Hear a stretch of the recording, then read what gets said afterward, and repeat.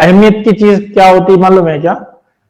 ये जो TET exam में अगर स्कोर करना है ना, तो एडवर्टाइजमेंट के बाद कभी नहीं तैयारी होती, समझ लो बात को। तो ये एग्जाम्स, आईबीपीएस के एग्जाम्स कैसे देते, जो पैटर्न है वो एग्जाम्स न सिर्फ देने का बल्कि उनको क्वालिफाई करने का जो एक तजुर्बा है, क्या तैयारी लगती है, उस बेसिस पे मैं आपको यहाँ पे ये चीज बता रहा हूँ, है ना। तो इनको जो चीजों को तैयारी करना पड़ती है मुजम्मिल सर, तो जो बच्चों की जो तैयारी रहती है वो बेसिक से उनको आगे जाना पड़ता है, एक स्कोर करना पड़ेगा, मेरिट बेस्ड एग्जाम है। पहला वीडियो आप देखेंगे उसमें तो आपको चीजें क्लियर हो जाएंगी। अब ये मेरिट बेस्ड एग्जाम के अंदर जितना ज्यादा स्कोर लेंगे तभी अच्छा आप जो प्रेफरेंस दे रहे हो उसके मुताबिक अपॉइंटमेंट मिलने के चांस रहेंगे। तो मेरिट में ऊंचा स्कोर आना, अच्छा स्कोर आना, ये मायने रखता है। अब ये कैसे हासिल करना है, तो आईबीपीएस के पैटर्न को समझते हुए उसके जो सिलेबस है, जो एग्जाम्स लिए जाते हैं उनको उसके बेस पे तैयारी करना पड़ेगी, समझ में आ रहा। तो पहला जो वीडियो है वो आप देखिए मुजम्मिल सर, वो आपको काफी डिटेल में चीजें उसमें बताई मैंने, उसमें आपको समझ में आएगा रिकॉर्डिंग में, ठीक है। और कोशिश कीजिएगा कि जो तैयारी कर रहे हैं, है ना, जो तुलबा जो जरूरतमंद है और टेट में स्कोर लाने की मेहनत करना चाहते हैं, उनको ये क्लास के बारे में जरा सा शेयर कीजिए, ठीक है। चलिए, एप्टीट्यूड यानी कि रीजनिंग, ये टेट का जो सिलेबस है पूरा का पूरा जो सिलेबस है वो जो डिवाइड किया गया उसको दो सेक्शन में किया गया। दो, एक तो है रीजनिंग, ज़हनी आजमाइश का हमारा सब्जेक्ट है ना, जो इम्तिहानों में रीजनिंग नाम से स्टडी करना पड़ता है, रीजनिंग नाम से हमको पढ़ाई करना पड़ेगी, उसके अलग अलग लेवल्स वगैरह वगैरह। और एप्टीट्यूड यानी कि अब ये दो सेक्शन दिए और उसके अंदर क्या तफसील डिटेल्स दिए, ये चीजें पूछे जाएंगी, ये चीजें पूछी जाएंगी, ठीक है। एप्टीट्यूड के अंदर अब मैं बता रहा हूं, कल किसी एक स्टूडेंट ने एक सवाल ये भी पूछा कि सर टेट एग्जाम में कौन सा स्कोर एक अच्छा स्कोर कंसीडर किया जाएगा, कौन सा एक स्कोर जो है जिसको हम एक अच्छा स्कोर कह सकेंगे, ठीक है। तो इसका क्या जवाब होगा, देखो कल हम दूसरा टॉपिक चल रहा था तो वो सवाल पे आए नहीं, है ना। तो उसके लिए क्या है, टेट एग्जाम में अच्छा स्कोर क्या है बताओ, कोई बात बोल सकते मुजम्मिल सर, कौन सा स्कोर को कहेंगे अच्छा स्कोर, कोई स्कोर, हाँ ये ठीक है, सेटिस्फैक्ट्री, ये स्कोर हो सकता है क्या, किसी पर्टिकुलर स्कोर को बताएं। 120 आप बता रहे हैं, क्योंकि आपके पास तजुर्बा है तो आपके तजुर्बे के मुताबिक बता रहे हैं, ठीक है। डिपेंड किस पे करती, वो चीजें देखो किस पे डिपेंड करती, एग्जाम का जो लेवल है, एग्जाम जो है लेवल है। आईबीपीएस के पास आसान से मुश्किल सवाल लेने का पूरा एक खजाना है, समझ में आ रहा। तो किस तरह से हमको एग्जाम में सवाल डालने हैं स्टूडेंट्स को, वो आसान भी हो सकते, मीडियम भी हो सकते, डिफिकल्ट भी हो सकते, 3 लेवल में उसको कैटेगराइज किया जाता। ये इजी लेवल भी होते, मीडियम लेवल में भी होते और डिफिकल्ट लेवल के होते हैं। टेट एग्जाम में इजी से मीडियम लेवल के क्वेश्चंस पूछे जाते, रीजनिंग में, ज़हनी आजमाइश में, और चाहे तो एप्टीट्यूड के अंदर, समझ में, ये क्लियर है। अब जो स्कोर की बात है, कौन सा स्कोर अच्छा होगा, जो टॉपर लेके आता है 160 170 प्लस, ऐसा स्कोर एक टॉपर लेके आता है, ठीक है। कुछ जिनको थोड़ा सा सही गाइडेंस मिल गया तो 150 प्लस जाएंगे, 150 प्लस, अदरवाइज जो औसतन जो स्कोर है सब ये 100 के आसपास खड़े, नहीं तो 100 के पीछे हैं, 100 के नीचे हैं, है ना, समझ में आ रहा। तो ये लैक ऑफ गाइडेंस, सही गाइडेंस की जरूरत है एग्जाम के पैटर्न को देखते हुए, एग्जाम की तैयारी को देखते हुए, समझ में आ रहा है। तो अच्छा स्कोर किसको कहेंगे, वो डिपेंड करता है कि सवाल पेपर कैसा सेट हुआ। अगर पेपर ज्यादा डिफिकल्ट है तो स्कोर कम आएंगे, है ना। ये जो क्वेश्चंस हैं, सवालत हैं ज़हनी आजमाइश के और एप्टीट्यूड के, थोड़ा सा लेवल उनका बढ़ा दिया, स्कोर कम आ गए, और लेवल थोड़ा कम हो गया, स्कोर बढ़ने लगेंगे, आसान सवाल है, स्कोर ज्यादा, समझ में आ रहा। लेकिन ये जो लेवल है कम ज्यादा कर सकते, ऐसा इस तरीके का पैटर्न। तो अब एक अच्छा स्कोर किसको कहेंगे? अब जब हम जाते हैं इम्तिहान के अंदर, वो 90 मार्क का क्राइटेरिया दिमाग में लेके जाते हैं टीईटी एग्जाम के लिए, ये 90 मार्क हमको लेना है तो क्वालिफाई है, सही है। टीईटी क्वालिफाई करते वक्त जो है, टीईटी की तैयारी के वक्त ये 90 का जहन में दिमाग में रहता है, भाई 90 के हमारे ऊपर आने जरूरी है, वो क्वालिफाई का क्राइटेरिया है, ठीक है। फिर कोशिश तो हम पूरी करते हैं, हल करना है पूरे सवाल करने की, ठीक है। लेकिन यहां पे अगरचे जैसे कि हमने देखा कि एक स्कोर अच्छा कौन सा आएगा, तो सर बताइए 120 होना चाहिए, या 120 मान लो, अगर टॉपर का स्कोर 150, 120 या 150, इनको अगर आप जहन में रखते, इनको दिमाग में रख के अगर एग्जाम को जाएंगे, तो ये ऐसे एग्जाम्स में मार्क कम आते। ये आप ये ध्यान में नको रखो, किसी टॉपर ने कितने लिए 120 लेना है या 150 लेना है, ये नहीं लेना है। कितने लेना है, कितने लेना है मतलब मार्क आते, पेपर पूरा हल करना है, पेपर पूरा हल करना है। समझ में आ रहा क्या? ये जो इम्तिहान है इसमें पूरे 200 मार्क का अप्रोच होना चाहिए। समझ में आ रहा क्या बोल रहा हूं? तो देखो कैसा है, lack of guidance is the reason for this, and सही तरीका, सही हल करने का तरीका ज़हनी आजमाइश के सवालात का, एप्टीट्यूड के सवालात का, है ना। अगर हमको गाइड करने वाले कोई बताए तो ये हम है ना 150 टच कर लें। तो ये जो बताए एग्जाम को निकले, कल एग्जाम है टेट का, मेरे दिमाग में जो है 200 सवाल, 200 का टारगेट होना चाहिए। समझ में आ रहा क्या? 200 का टारगेट रहना चाहिए। मैं बोला टॉपर को 200 मार्क नहीं लेता, लेकिन अगर 200 को दिमाग में नहीं रखेंगे तो पूरा पेपर हल नहीं कर सकेंगे, ना ही स्कोर रहेगा। अगर सिर्फ 120 150 सोचते हुए जाएंगे तो। समझ में आ रहा क्या? समझ में आ रहा क्या बता रहा हूं? कि तुमको दिमाग में, जहन में ये रखना पड़ेगा कि मेरे को 200 अटेम्प्ट करना है, तब जाके 120 अगर पढ़ाई हुई तो, और अच्छी पढ़ाई की तो 150 प्लस ऐसे स्कोर आ सकते हैं। समझ में आया? अगर तुम ये ध्यान में रखोगे कि ये 120 अच्छा स्कोर है या 150 है या टॉपर के 150 है, यहां तक पहुंचना है, तो तुम 100 के नीचे आ गए, ये बात पक्का समझो। समझ में आया क्या? जो नए से तैयारी कर रहे फ्रेश स्टूडेंट्स जो हैं, अभी दे रहे फर्स्ट टेट एग्जाम देना है, क्या चीज बताया? समझ में आया क्या? टारगेट जो है आपका क्या होना, what should be your target?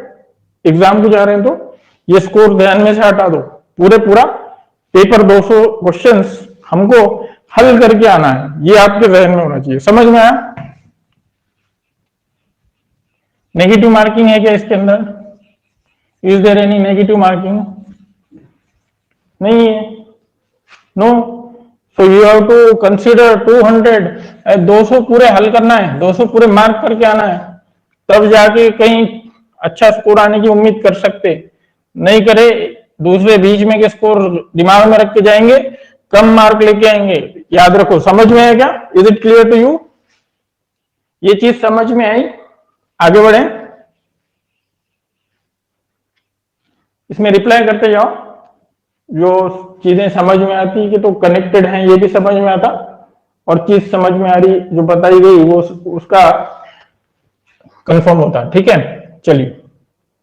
अब हमने 2 दिन में, पिछले 2 दिन की जो क्लास हुई उसमें रीजनिंग देखा हमने, है ना।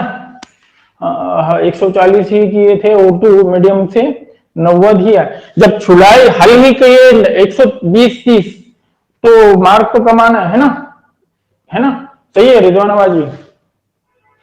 तो अटेम्प्ट ही अगर कम करेंगे, छुड़ाएंगे 150 तो कम आएंगे, छुड़ाएंगे 120 तो कम आएंगे। यहाँ छूट कंप्लीट करना है। जैसे जैसे आगे बढ़ते हैं और ये चीजें आपको क्लियर होंगी, एक अच्छा स्कोर करने के लिए क्या चीजें जरूरी हैं वो भी समझ में आएगा, और तैयारी का डायरेक्शन भी समझ में आएगा। चलिए नेक्स्ट, हम रीजनिंग के अंदर थे। अब एक डायग्राम के जरिए आपको बताता हूं, एक डायग्राम के जरिए आपको बताता हूं कि दोनों में फर्क क्या है ना। रीजनिंग और इस पे थे हमको, स्कोर की बात हो गई हमारी। अब चलो रीजनिंग के ज़हनी आजमाइश जो है, ज़हनी आजमाइश कितने मार्क का है? 80 मार्क का है। दूसरा क्या आया? एप्टीट्यूड कितने मार्क का है? 120 मार्क आया था सर रीजनिंग। हाँ 120 मार्क। देखो वेटेज जो दिया हुआ, वेटेज पोर्शन का कितने मार्क हो रहेंगे क्या है, सो ये ज़हनी आजमाइश 80 मार्क का ही है। लेकिन एप्टीट्यूड सिमिलर पैटर्न में चलता, उम्र के सवाल, मान लो उम्र के ऊपर सवाल पूछ रहा, प्रॉब्लम ऑन एज, तो ये रीजनिंग में भी सवाल बना सकते, एप्टीट्यूड में रियाजी में भी सवाल आ सकता हो। समझ में आया क्या? तो वो उस रियाजी में भी सवाल आ सकता, उधर भी रीजनिंग में भी सवाल बना सकते। कुल मिलाकर के जो वेटेज बन के आता, ये रीजनिंग को, ज़हनी आजमाइश को और एप्टीट्यूड को बल्क में उसका वेटेज है। अब ये 120 मार्क में हर चीज ले लिए, है ना। थोड़ा सा अब ये मिटा करके, ये पहले ऊपर जो चलेगा वो रीजनिंग का है और नीचे वाला एप्टीट्यूड का है ना। ये चीज को समझो, ऊपर ज़हनी आजमाइश का है। अब मैं एक डायग्राम के जरिए आपको ये चीज क्लियर करता क्या चीज है सिलेबस के ताल्लुक से। ये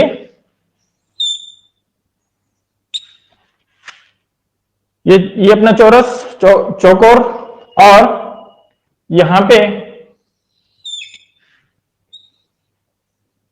बिल्कुल यही पैटर्न से चलना है। दो चीज समझ में आई, दिख रही है? दोनों डायग्राम समझ दिख रही है क्या? वेटेज भी समझ में आएगा। दोनों जो डायग्राम मैंने उतारा हूं, ये चौरस में ये आपका रीजनिंग हुआ 80, और ये एप्टीट्यूड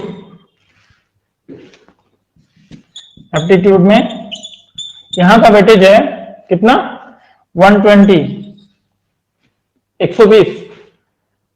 ये डायग्राम देखकर ही समझ जाओ, समझ में आएगा। जो मेरा तजुर्बा है, जो आपके सवालात हैं, उसके बेस पे ये मैंने बनाया कि रीजनिंग को आप एक चौरस में बांध सकते। ज़हनी आजमाइश के जो सवालात हैं पेपर में पूछे जाने वाले, वो बिल्कुल एक फिक्स पैटर्न है, वही टॉपिक्स, वही मजमून।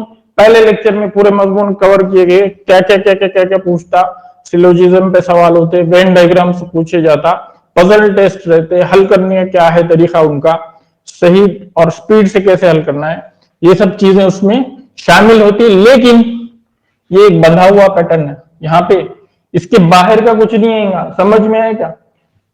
कोडिंग के सवालात, अल्फाबेट के सवालात, उनको समझे। पहली चीज सही तरीके से हल करना जरूरी, और वो समझ में आए तो उसके बाद में अपने स्पीड बढ़ाने के ऊपर हमको फोकस रखना चाहिए, कैसे हम उसको फास्ट हल कर सकते हैं। समझ में आया? तो ये हमारे ज़हनी आजमाइश के सवालात। और ये जो है एप्टीट्यूड के अंदर फिर यहां पर जो पूछा जाने वाला है आपके रियाजी के सवालात, यहां पे उन्होंने क्या किया हुआ है, ये 80 और 120 तो बता दिया, लेकिन इसमें यहाँ पे डिवाइड नहीं है, ये इतने मार्क को पूछेंगे, इतने मार्क को पूछेंगे, ऐसा है नहीं। ठीक है, 120 में कोई शिफ्ट में रीजनिंग ज्यादा तो मैथ कम आता है। हाँ डिपेंड करता है, वो हमको लगता है, ऐसा महसूस होता। ये क्या है, पूरा उनका सब ये सब खिचड़ी है ना, कि इधर इधर हो जाए रीजनिंग है। इसमें बहुत सारे क्या करते हैं, रियाजी के सवाल, जैसे मैंने बताया नफा नुकसान का ले लिया और उम्र का सवाल ले लिया, उसको ज़हनी आजमाइश के सवाल बना के भी पूछ सकते। हमको पता होना चाहिए कंसेप्ट क्या है। लेकिन ये बना हुआ रीजनिंग, ज़हनी आजमाइश बोलेंगे तो ये बना हुआ पैटर्न। इसमें हमारे दो टॉपिक्स पहले दिन के इसमें रह गए थे, जिसको हम इमेजेस कहेंगे, जिसमें मिरर इमेजेस आते, वाटर इमेजेस आते, उनको हल करने का तरीका एक फिक्स पैटर्न में हमको पता होना चाहिए। समझ में आ रहा? ये चीजें ये बंधा हुआ। अब ये यहाँ पे आपको रियाजी के सवालात आएंगे, ये रियाजी के सवालात उन्हीं टॉपिक्स के पे घूमना है, औसत के ऊपर सवाल, फीसद के ऊपर सवाल, है ना, और उम्र के सवाल, है ना, ये कवर करते हुए वक्त, स्पीड, है ना, रफ्तार के ऊपर सवाल, डिस्टेंस, टाइम, ये सवाल हमारे पूरे रियाजी के एप्टीट्यूड के रियाजी सेक्शन में आ गए।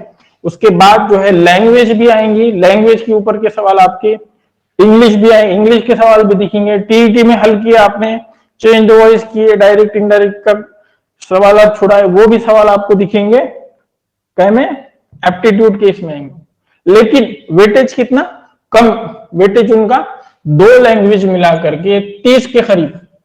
मतलब मान लो इंग्लिश के 15 एक सवाल और उर्दू के, चूंकि हम उर्दू मीडियम से है तो उर्दू के सवाल आना चाहिए, समझ में है, उर्दू मीडियम से है ना, तो उर्दू के सवाल लैंग्वेज के एक 30 एक। लेकिन वेटेज कितना, ये देखो ये 80, ये भरा हुआ 80। फिर उसमें एप्टीट्यूड में अगर रियाजी देखेंगे, कौन सा रियाजी, ये जमीन आसमान का फर्क है। जो एप्टीट्यूड के सवाल जो हम टीईटी में थोड़े बहुत आते वैसे, लेकिन हम जो ट्रेडिशनल मैथ्स जो सीखते हमारा उसके और आईबीपीएस के जो सवाल रियाजी के रहते, चूंकि हल करना 36 सेकंड में है, एक सवाल को हल करना 36 सेकंड में। पहले कल भी देखे, परसों भी देखे, ये चीजों को हमने अच्छे से समझा क्लास के अंदर, समझ में आए। अब ये जो लैंग्वेज के बाद में फिर एक पोर्शन, मेजर पोर्शन आपका जो रहेगा, उसके अंदर साइकोलॉजी, सीडीपी के, चाइल्ड डेवलपमेंट एंड पेडागोजी के सवाल आपको दिखेंगे, फैक्चुअल बेस्ड, ओके। और किसी कोई पूछ रहे थे जनरल नॉलेज के सवाल होते हैं क्या, जीके के सवाल तो दिखेंगे। ये आखिर में जाके जीके के सवाल, इसको यहाँ पे डाल दिया मैंने, क्यों, तो ये जितना पढ़ेंगे वो और बढ़ते जाएगा, कम नहीं होगा। यहाँ पे जीके में आपको यहाँ पे साइंस के सवाल भी आ गए, उसके अंदर साइंस के सवाल भी आ गए। लैंग्वेज कंप्लीट कर लिए वो 120 के अंदर, साइकोलॉजी के आ गए, यहाँ पे रियाजी के सवाल आ गए। एप्टीट्यूड के माने उस सब्जेक्ट में आपका कितना सलाहियत है, कितना अपने लफ्जों में बोला जाए तो वो थोड़ा उसके अंदर थोड़ा सा डीप जा करके, बहुत गहराई के सवाल नहीं रहते, बस देखना है कि उस सब्जेक्ट में कितना पानी में है, इस तरीके के सवाल। लेकिन जो रियाजी के सवाल जो हैं उनको तैयारी करनी पड़ती, उनको अच्छी तैयारी करना पड़ती, समझ में है। चलिए अब ये क्लियर हुआ, तैयारी की डायरेक्शन समझ में आई। अब जो टॉपर आने वाला है, क्या लगता है आपको, जनरल नॉलेज में और इसमें मार्क लेके आ रहा, वो उर्दू में मार्क लेके आ रहा, क्या साइकोलॉजी के सवालात में। यहां पे वो अगर औसत मार्क भी लेता है ना, he is making sure that this section of reasoning is not left. समझ में आया क्या, जो अच्छा स्कोर लाएगा कैंडिडेट लाता है, वो क्या कर रहा है कि भाई ये रीजनिंग के अंदर सवालात छोड़ता नहीं है, वो यहाँ पे गिन गिन के मार्क लेगा वो 80 में से। फिर यहाँ पे आप जमा कर लो जितने जमा करना है, और ये कंबाइन करके आप स्कोर बनाओ आपका। समझ में है, समझ में है। हाँ, अब जो इंस्टीट्यूट लेने वाला है उसके पास है ही यही चीजों का खेल। जो इंस्टीट्यूट जो लेता है उसके पास जो भरा हुआ उसका जो जखीरा है, उसमें यही सवालात है पूरे, रीजनिंग, एप्टीट्यूड, मैथ्स, रियाजी और उन सवालों की प्रैक्टिस। तो जो टॉप स्कोर करेगा, जिसको अच्छा स्कोर चाहिए, जिसको अच्छा स्कोर बनाना है, तो वो इसको छोड़ के काम नहीं चलता। भाई इतनी कितनी भी मेहनत कर लो, यहीं पे रुकोगे 70, 80। चलिए, उम्मीद है कि ये चीज आपको समझ में आई होगी, और मेहनत किधर करना है और कहाँ पे अच्छा स्कोर लाने की जरूरत है, ये चीज आपको यहाँ अच्छे से क्लियर हो जानी चाहिए। ठीक है, सब्जेक्ट को लेकर के, रीजनिंग को लेकर। ये जो फिक्स पैटर्न जो चलने वाला है ना, एक एक टॉपिक अच्छे से यहाँ पे समझ लेंगे तुम, तो स्कोर ऊंचा आने में मदद होने वाली है।